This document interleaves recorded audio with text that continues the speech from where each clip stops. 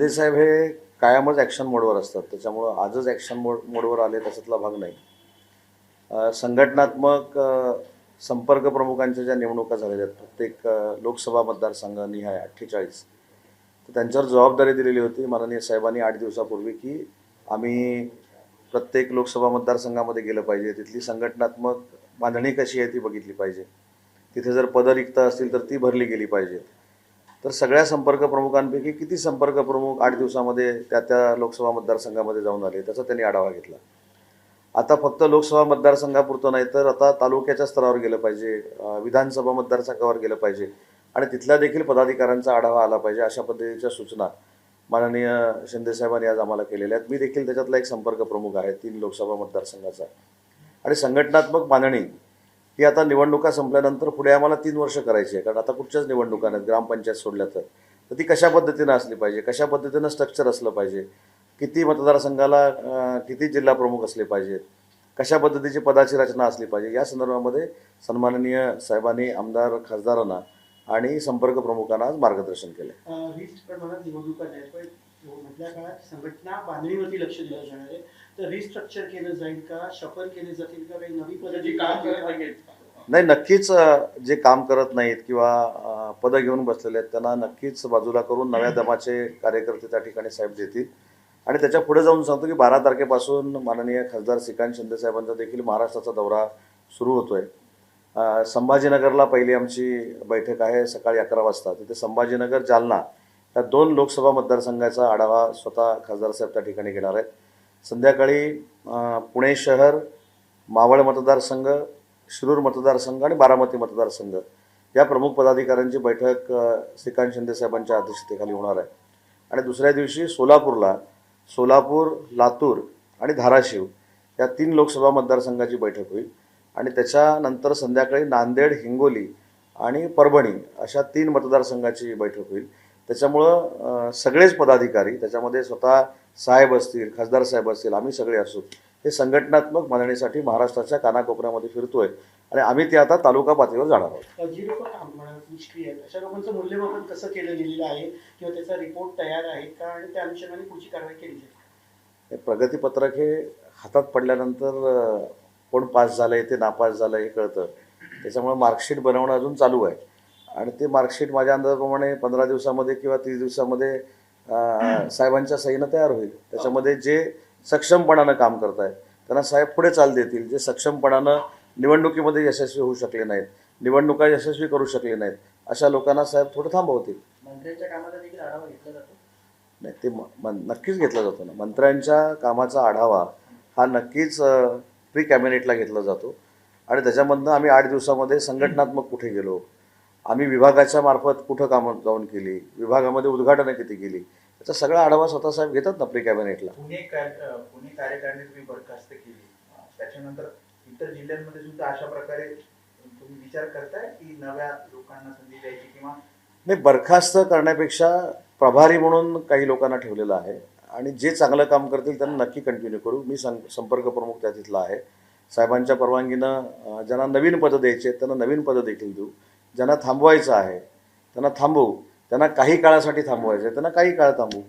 मुंबईच्या बाबतीत जर बघायला गेलं तर मुंबई महापालिकेत जे अपेक्षित यश होतं ते शिवसेनेला मिळाले नाही आणि अनेकांवरती नाराजी सुद्धा एकनाथ शिंदे यांचे. त्या अनुषंगाने मुंबईत सुद्धा अशा पद्धतीचं फेरबदल होणार आहेत का विभाग प्रमुखांपासून? आता एक बघा, मुंबईचं एक स्ट्रक्चर साहेबांनी आता संपर्क प्रमुखांच्या निमित्तानं तयार केलं की याचं सगळं नेतृत्व माननीय श्रीकांत शिंदे साहेब करतील आणि त्याच्यानंतर 3 त्याच्यामध्ये संपर्क प्रमुख असतील. त्याच्यामध्ये योगेश कदम आहेत, निलेशजी राणे आहेत आणि राहुलजी शेवाळे आहेत.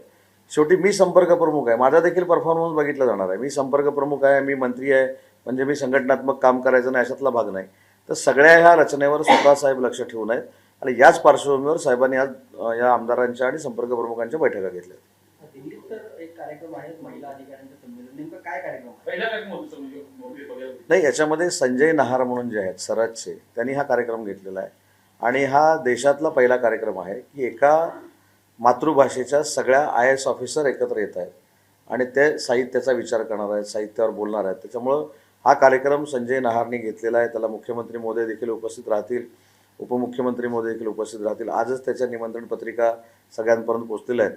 त्याच्यामुळं हा अभिनव असा कार्यक्रम सरहदच्या निमित्तानं आणि अजून एक संस्था आहे त्या 2 संस्थांच्या निमित्तानं त्या ठिकाणी होतोय. सर सुनेत्रा पवारांच्या मागे भाजप मोठा भाऊ म्हणून उभा राहील पोटनिवडणुकीमध्ये असा भूमिका भाजपाने केली.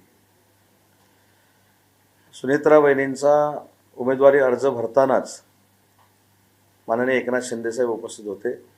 त्याच्यामुळं एकनाथ शिंदेसाहेबांनी उपस्थित राहून अख्खी शिवसेना सुनेत्रा वहिनींच्या मागं जशी भाजपा उभी आहे तशी उभी आहे हा संदेश त्याच दिवशी महाराष्ट्राला दिलेला आहे. सर युद्धाची जी परिस्थिती आहे अनेक गोष्टींचा तुटवडा होतोय. त्याच्यामध्ये इंडस्ट्रीमध्ये कर्मचारी जे आहेत परप्रांतातून ते आपापल्या प्रांतात आहेत, त्यामुळे इंडस्ट्रीच्या अडचणी वाढत आहेत का? कारण परप्रांतात मोठ्या प्रमाणात वर्कर्सचे मजूर जात नाही, हा एक गैरसमज पसरवला जात होता की कामगार निघून जात आहेत किंवा करोनासारखी परिस्थिती येईल.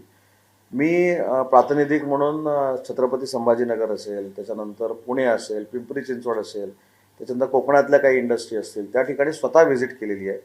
याच्यामध्ये सगळ्यात मोठा जो अडचणीचा भाग होता तो इंधनाचा होता. पण इंधनाच्या रूपानं गॅस जो आहे तो PNG गॅस लाईन जिथनं गेलेली होती तिथं मिळत नव्हता. काही ठिकाणी सिलेंडरचं शॉर्टेज होतं. तर त्याच्यावर आम्ही बऱ्यापैकी दक्षता घेतली आणि तशी परिस्थिती सध्या आता कुठे नाही आहे. नाही, पण संभाजीनगर, ठाणे, अंबरनाथ, डोंबिवली MIDC मध्ये हजारो कोटींचं नुकसान झालंय मागच्या महिन्याभरात, असे काही अहवाल समोर येत आहेत. तुम्ही काय आढावा घेतलाय आणि ते कसं? मी स्वतः छत्रपती संभाजीनगरला होतो, मी स्वतः पिंपरी चिंचवडला होतो, मी स्वतः पुण्यामध्ये होतो, मी स्वतः अंबरनाथची आजच मिटिंग घेतली. नुकसान झालेलं असू शकतं, त्याच्याबद्दल दुमत असण्याचं काही कारण नाही. पण जास्तीत जास्त नुकसान टाळण्याचा प्रयत्न देखील महाराष्ट्र सरकार म्हणून आम्ही केलेला आहे आणि उद्योग विभाग म्हणून आम्ही केलेला आहे. तर नाशिकमध्ये अजून एक धक्कादायक प्रकार समोर आला आहे की खासगी कंपनीमध्ये जो बॉस होता तो अत्याचार करतो महिलांवरती आणि गोपीचंद पडळकर यांनी त्यांना वेगळं रूप दिलेलं आहे, लव्ह जिहादचं रूप दिलेलं आहे. कारण की जो बॉस होता तो मुस्लिम समाजाचा होता आणि महिला आहेत त्या हिंदू समाजाचा होता.